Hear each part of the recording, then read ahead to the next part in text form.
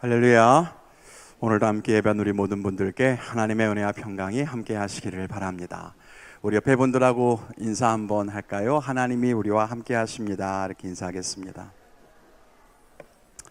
늘 우리와 함께 하시는 하나님, 오늘도 예배하는 이곳에 또 우리와 동행하시고 또 우리 안에 새 일을 행하시기를 간절히 원합니다.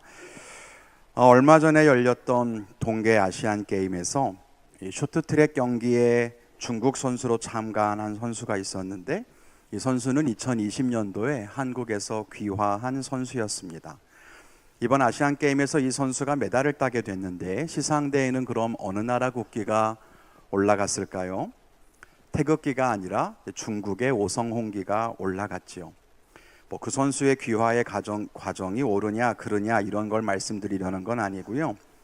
귀화한 선수를 비난하려는 생각은 더더욱 없습니다. 다만 제가 이 선수의 이야기로 설교를 시작하는 이유는 오늘 함께 생각해 볼 말씀과 연관이 있기 때문입니다.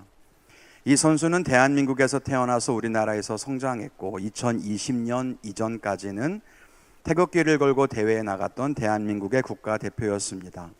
그런데 귀화를 결정하고 모든 절차가 마무리된 순간부터 이 선수는 중국 선수가 됐습니다. 아직 중국어가 모국어처럼 유창하지 않아도 여전히 김치를 좋아하고 한국의 음식을 그리워해도 국적은 이미 달라졌습니다.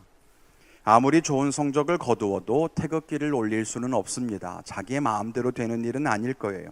이것이 국적이 의미하는 의미입니다. 이 세상에서의 국적도 우리의 소속이 어디인가를 이렇게 분명하게 선을 긋지만 영적인 국적도 마찬가지입니다.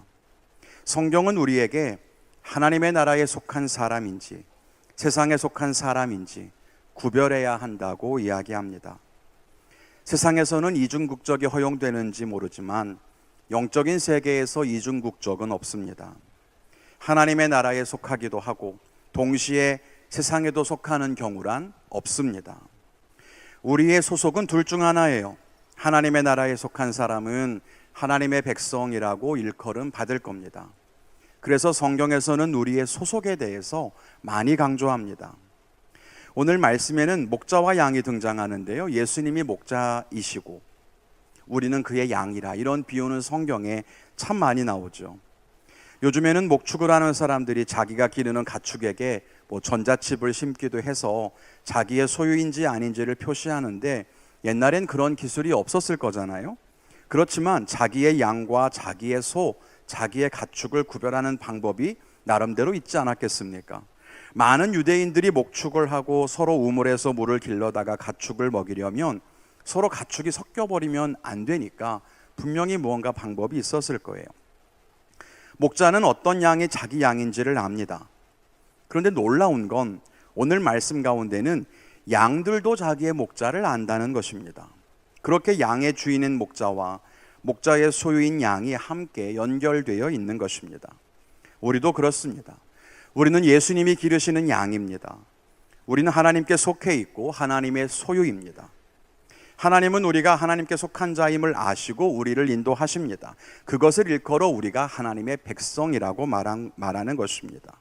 그런데 앞에서 이야기했듯이 우리의 소속이 어디인가, 어느 한쪽에 속해 있어야 한다는 거예요. 하나님 백성답게 정말로 하나님께 속해 있든지 아니면 세상에 속해 있든지. 오늘 함께 말씀을 나누면서 우리가 진짜 하나님 백성이라면 어떠해야 할 것인가 함께 생각해 보며 은혜를 나누기를 원합니다. 그 첫째는 하나님께 속했다는 인식을 가져야 한다는 거예요. 목회자들이 섬기던 교회를 옮길 때 가장 많이 실수하는 것 가운데 하나는 기도하거나 설교를 할 때 교회 이름을 잘못 말하는 거예요. 습관처럼 입에 붙어서 이전에 섬기던 교회 이름을 말하는 거죠. 그럼 여러분, 듣는 성도님들이 얼마나 당황하겠습니까? 예를 들어 제가 우리 교회를 떠나서 다른 교회를 갔는데 축도하면서 하나님이 사랑하시는 일상광림교회 이러고 기도하면 얼마나 당황스럽겠냐는 거예요. 섭섭한 마음도 들 수 있을 것 같아요. 그래서 정신을 정말 바짝 차려야 된다고 이야기합니다. 내가 어디에 속해 있는지 늘 인식하면서 살아가야 된다는 거예요. 우리도 마찬가지입니다. 우리가 하나님께 속한 하나님 백성이라면 그 우리의 인식이 흔들리거나 희미해지지 않도록 정신을 바짝 차리고 있어야 합니다. 하나님께 속했다고 말은 하면서 세상에 속한 사람처럼 말을 실수하고 악한 영이 기뻐하는 행동을 나도 모르게 하고 있다면 안 되겠죠. 과거에 우리가 은혜를 알기 전에는 그렇게 했을 수도 있겠지만 이제 하나님을 섬기는 천국 백성으로서 그렇게 하진 말아야죠. 그렇게 인식하며 살아가야 된다는 거예요. 그럼 어떻게 하나님께 속했다는 것을 계속해서 인식하며 살아갈 수 있을까? 먼저는 하나님의 말씀을 들어야 한다는 것입니다. 27절에 보면 예수님의 양은 예수님의 음성을 듣는다고 합니다. 양들은 목자의 음성을 구별합니다. 아무 목소리나 따르지 않습니다. 자기 목자의 음성을 다른 소리와 구별해서 듣고 자기 목자를 따릅니다. 우리도 그래야 돼요. 하나님의 말씀을 듣고 다른 목소리들과 구별해야만 하는 겁니다. 목사님, 저도 듣고 싶죠. 듣고 싶은데 잘 안 돼요. 어려워요. 잘 모르겠어요. 하나님의 뜻을 구별하는 게 쉽지가 않아요 라고 말하는 사람이 있을 수 있는데요, 처음엔 당연히 어렵습니다. 갓 태어난 양이 아무리 똑똑해도 처음부터 자기 목자의 음성을 듣고 구별하는 건 불가능하겠죠. 그런데 자꾸 듣다 보면 그 음성에 익숙해진다는 겁니다. 처음에는 어떤 음성인지 아예 모르다가 점점 그 목소리를 들으면 들을수록 목자의 음성을 알게 돼요. 그런데 가끔 헷갈리는 목소리가 있을 수 있겠지만 계속 내 목자의 목소리를 듣다 보면 더욱 명확하게 알아듣게 되고 구별하게 되는 경지에 이르게 되는 겁니다. 그리고 그렇게 자기 목자의 음성을 분명하게 들을 때 우리는 비로소 하나님께 속한 자라고 내가 스스로 인식할 수 있게 된다는 것입니다. 어느 것이 목자의 음성인지 알지 못하면 우리는 어떤 목자가 진짜 내 목자인지 알 수 없잖아요. 누구를 따라가야 하는지 헷갈릴 수도 있고, 그러면 혼란과 두려움에 사로잡힐 수도 있습니다. 그렇지만 목자의 음성을 분명히 알아듣기만 한다면 우리가 누구에게 속한 존재인지를 알 수 있지 않을까요? 하나님의 음성에 그래서 우리는 귀를 기울여야 한다는 것입니다. 잘 모르겠거든 더욱 귀를 기울이셔야 한다는 겁니다. 오늘 못 알아듣겠거든 한 번 더 들어야 한다는 거예요. 들으면 들을수록 알게 되고, 들으려고 하면 들으려고 할수록 알아듣게 될 거예요. 그리고 알게 될수록 더욱 알아듣고 깨닫게 된다는 것입니다. 또 하나, 우리가 하나님께 속한 존재라는 것을 인식하기 위해서는 하나님을 믿어야 한다는 겁니다. 26절에 보면 예수님이 이렇게 말씀하세요. 너희가 내 양이 아니기 때문에 나를 믿지 않는다. 내가 행하는 일들을 보면 알 수 있는데도 나를 믿으려고 하지를 않는다. 이렇게 말해요. 결국 하나님께 속한 자라는 건 하나님을 믿는 사람을 의미합니다. 그러므로 우리가 하나님을 믿는다면 우리가 하나님께 속한 존재라고 하는 것을 인식할 수 있습니다. 어떤 사람은 믿기지 않는데 어떻게 믿을 수가 있습니까? 이렇게 질문하던데, 여러분, 믿음은 자연스럽게 믿어지는 것이 아니라 믿기로 결단하고 의심하지 않는 선택입니다. 제 경험상 그렇습니다. 모태의 신앙으로 자라면서 많은 성경의 진리들을 자연스럽게 알게 됐습니다. 그런데 성장하면서 세상의 학문을 배우고 모든 것들이 의심되기 시작했습니다. 그러다가 시간이 더 지나고 말씀을 깊이 연구하며 성경을 그대로 믿기로 작심했습니다. 의심되는 부분도 있었고 여전히 해결되지 않는 것들도 많지만 성경을 믿고 하나님을 믿는 것에는 전혀 방해가 되지 않았습니다. 믿기로 하면 믿을 수 있게 된다는 거예요. 그렇게 하나님을 믿으려고 하는 그 모든 순간에 우리는 하나님께 속한 자라는 걸 스스로 인식하게 됩니다. 내가 하나님을 믿기로 결단했다는 것을 아니까. 반면에 의심하고 하나님의 진리에서 멀어져 있으면 우리가 정말 하나님의 백성이 맞는지 혼란스러워합니다. 그러면 더 믿을 수 없게 되고 그렇게 악순환이 이어지게 되는 거예요. 그러므로 우리는 믿음을 지켜야 하는 것입니다. 우리는 하나님의 백성입니다. 그걸 증명할 수 있는 어떤 신분증이나 증명 서류는 없습니다. 그건 하나님만 아시는 거고 내가 알고 사탄이 압니다. 하나님은 그의 백성이니까 당연히 아실 거예요. 사단도 우리가 하나님 편이라는 것을 알고 공격을 해올 테니까 알 거예요. 그리고 나 자신은 내가 하나님의 말씀을 듣고 있는지, 그리고 하나님을 믿고 있는지를 돌아보면 그 사실을 인식할 수가 있다는 것입니다. 당신이 하나님의 말씀을 듣고 그분의 말씀을 다른 어떤 말들보다 귀하게 여기며 하나님의 말씀대로 살려고 한다면 당신은 하나님께 속한 사람이 맞을 겁니다. 당신이 하나님의 말씀을 믿고 하나님의 존재를 믿으려고 한다면 끊임없이 우리의 생각을 흔들고 의심하게 만드는 생각들을 버리고 하나님을 믿기로 선택했다면 당신은 하나님께 속한 하나님의 백성이 맞을 겁니다. 우리가 어떤 신비로운 체험을 해야만 하나님 백성이 되는 것은 아닙니다. 어떤 경건한 경지에 올라야만 하나님의 백성이 되는 것도 아닙니다. 성경을 많이 외우거나 예배를 꼬박꼬박 참석하거나 헌금을 많이 하는 것과는 상관이 없습니다. 당신은 주의 말씀을 듣는 사람입니까? 당신은 하나님을 믿는 사람입니까? 그것이 내가 하나님의 백성인 것을 인식하게 만드는 장치라고 하는 거예요. 오늘 여러분들이 누구의 말을 들으려고 하는지, 누구를 믿으려고 하는지 그 질문을 던져보시면 내가 하나님의 백성인지 아닌지 그 답은 분명할 겁니다. 우리가 정말 하나님 백성답게 살기 위해 더욱더 하나님 말씀에 귀를 기울일 줄 알고 하나님을 믿기로 선택하며 결단하는 복된 성도님들이 되시기를 주님의 이름으로 축원합니다. 둘째로는요, 예수님을 따르는 삶을 살아야 한다는 것입니다. 예수님이 우리의 목자시고 우리가 예수님의 양이다라고 말은 해요. 그럼 여러분, 목자가 양을 부르는데 왜 부르실까요? 언제 부를까요? 목자들이 좀 심심하니까 양들을 좀 쭉 불러다가 이리 모여라 그래 놓고 수다를 떨려고 부르는 건 아닐 거잖아요. 아니면 양들을 불러서 양들이 쭉 모이면 내 양 이만큼 많구나, 됐어 이제 가봐, 여러분 이렇게 장난삼아 부르지도 않을 거예요. 목자들이 양을 부르는 목적은 양들을 목자 곁으로 모이게 하기 위해서입니다. 양들을 불러 모아서 다시 풀이 있는 곳이나 물가로 데리고 가기 위해서 양들을 부르든지, 아니면 양이 위험한 곳에 있으니까 안전한 곳으로 오라고, 내 곁으로 오라고 부르기도 하겠죠. 결국 목자가 양을 부르는 이유는 양을 지금 있는 자리에서 어딘가로 옮기기 위해서 부르신다는 거예요. 그곳이 풀밭이든 물가든 안전한 곳이든 아니면 잠을 자러 목장으로 들어가든 목자가 부르면 양은 목자를 따라 움직이게 되어 있습니다. 27절에 이렇게 말씀합니다. 내 양은 내 음성을 들으며 그들은 나를 따르느니라. 예수님이 우리의 목자가 되셔서 우리를 부르시는 이유도 마찬가지입니다. 우리를 어딘가로 움직이게 하시려고 우리를 부르신다는 겁니다. 우린 그것을 인도하심이라고 말합니다. 그러므로 우리가 정말로 하나님께 속한 하나님 백성이라면 우리는 하나님을 따라 걸을 수 있어야 합니다. 결국 우리의 삶이 달라져야 한다는 것을 의미해요. 그리고 우린 다시 몇 가지를 생각해 볼 수가 있습니다. 먼저는 우리가 하나님께로 방향을 돌이켜야 한다는 것입니다. 예수님이 우리를 부르십니다. 그러면 우리는 그 말씀을 듣고 우리의 방향을 하나님께로 돌이켜야 합니다. 지금 있는 자리에서 돌아서야 합니다. 그게 예수님의 부르심을 듣고 하나님을 따르는 삶인 거예요. 죄의 자리에서 돌아서야 합니다. 우리의 욕망과 쾌락을 추구하며 그렇게 달려가 살고 있었던 그곳에서 돌아서야만 합니다. 세상의 헛된 약속에 희망을 걸고 사람들이 많이 걸어가는 큰 길로 걷던 것에서 돌아서야 합니다. 그게 예수님의 음성을 듣는 것입니다. 주의 말씀을 듣고서도 자기의 자리에서 하나님께로 돌아서지 않는다면 그건 말씀을 들은 것이 아닙니다.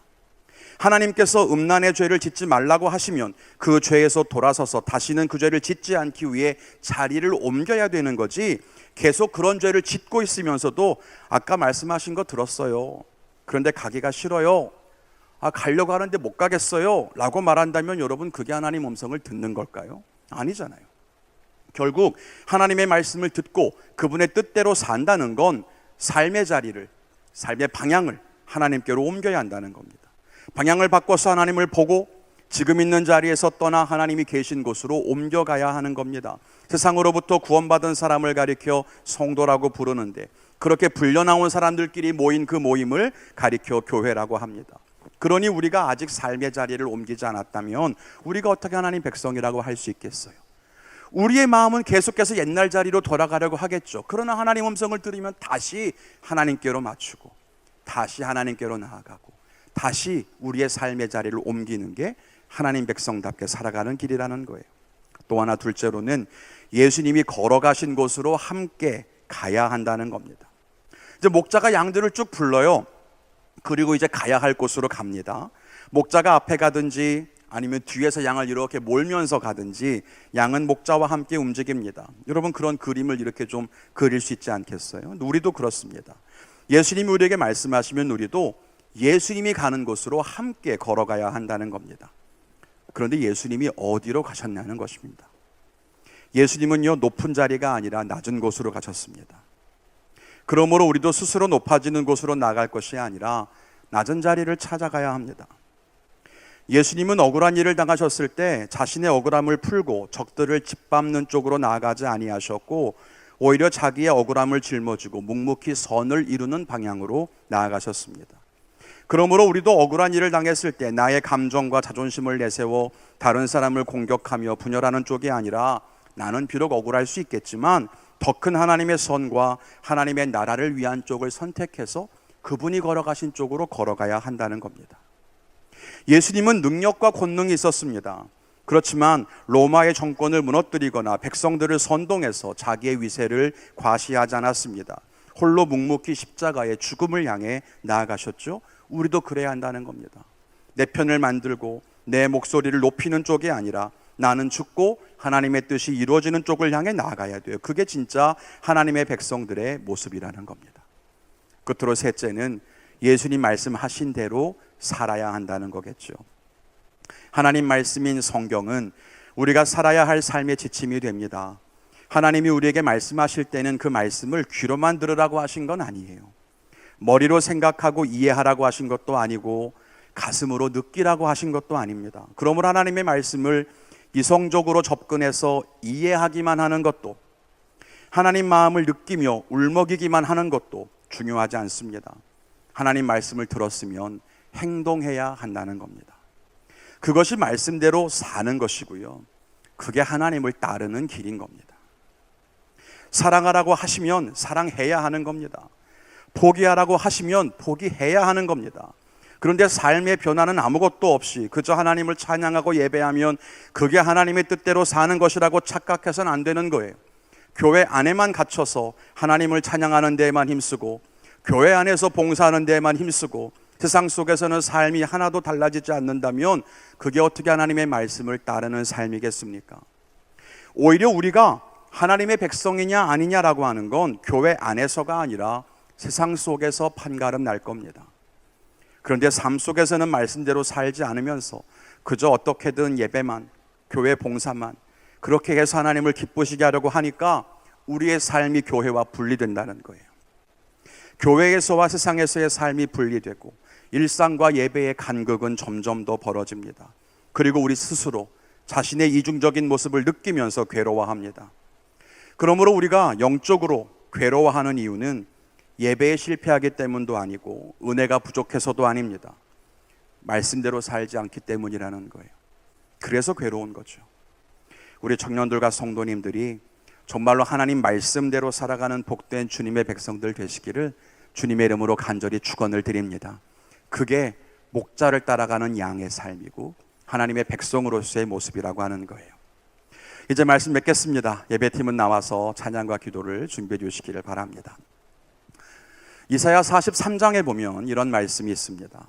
하나님께서 이스라엘을 가리켜서 실로 나의 백성이다 이렇게 말씀하시면서 그들을 구원하시고 그들을 지키시겠다고 약속하시는 말씀이 나옵니다. 여러분, 우리는 하나님의 백성입니다. 여러분, 이거를 분명하게 믿으셨으면 좋겠어요. 우리가 하나님의 백성이라고 하는 사실을 인식하며 살아야 합니다. 하나님 말씀에 귀를 기울이고 하나님을 믿을 때 우리는 하나님의 소유라고 하는 것을 스스로 깨닫게 됩니다. 우리의 마음과 생각이 그냥 가만히 두어도 자연스럽게 하나님께 가까워지지는 않습니다. 사람의 속성은 하나님에게서 멀어지는 쪽으로 가기가 쉽습니다. 그래서 주의 음성을 듣고 믿음을 지켜야 합니다. 그러면 우리가 하나님의 자녀이고 하나님 백성이라는 걸 분명하게 알게 될 겁니다. 그리고 하나님 말씀을 따라 그 말씀대로 살아야 합니다. 하나님이 기뻐하지 않는 자리에서 돌이켜서 하나님에게로 나아가야 합니다. 예수님 가신 곳으로 우리도 같이 가야 합니다. 예수님이 우리를 부르십니다. 그분의 인도하심은 가장 선하고 완전합니다. 그분이 있는 곳이 아무리 어둡고 힘들어 보여도 주님이 계시다면 거기가 우리가 있어야 할 자리고 우리를 부르시는 자리입니다. 그리고 하나님 말씀대로 행동하십시오. 선을 행하십시오. 사랑하고 용서하십시오. 여러분의 것들을 나누십시오. 그렇게 사는 것이 하나님의 백성다운 삶입니다. 우리가 하나님 말씀대로 살지 않는다면 예배와 찬양이 무슨 소용이 있겠습니까? 미가서 6장의 말씀입니다. 여호와께서 천천의 순양이나 만만의 강물 같은 기름을 기뻐하실까? 사람아, 주께서 선한 것이 무엇임을 내게 보이셨나니 여호와께서 내게 구하시는 것은 오직 정의를 행하며 인자를 사랑하며 겸손하게 너의 하나님과 동행하는 것이 아니냐. 이 영적인 비밀을 깨달아 아는 우리 모두가 되기를 바랍니다. 예배와 삶이 분리되는 형식적인 종교 생활이 아니라 삶이 곧 예배가 되는 하나님의 백성들이 되시기를 주님의 이름으로 간절히 축원을 드립니다. 요즘 나라의 모습들을 바라볼 때마다 여러분들도 안타까움을 갖고 있을 거라고 생각합니다. 가장 큰 문제는 우리의 삶이 하나님에게서 분리되어 있다는 거라고 생각합니다. 하나님의 말씀에 귀를 기울이고 믿음을 지키는 일이 얼마나 어려운가를 우리는 자신의 모습 속에서도 또 되어지는 형편과 주변의 모습 속에서도 보면서 확인하고 있습니다. 여러분들은 하나님의 백성입니까? 여러분들은 목자의 음성을 정말 듣고 있습니까? 여러분들은 하나님을 믿고 그분을 따라가십니까? 우리의 삶의 방향이 하나님께 있습니까? 아니면 여전히 세상 쪽을 향하고 있습니까? 우리가 나아가는 모든 삶의 걸음과 그 방향을 하나님께 온전하게 의지했으면 좋겠습니다. 우리 그 마음으로 함께 찬양하고 이어서 기도하겠습니다.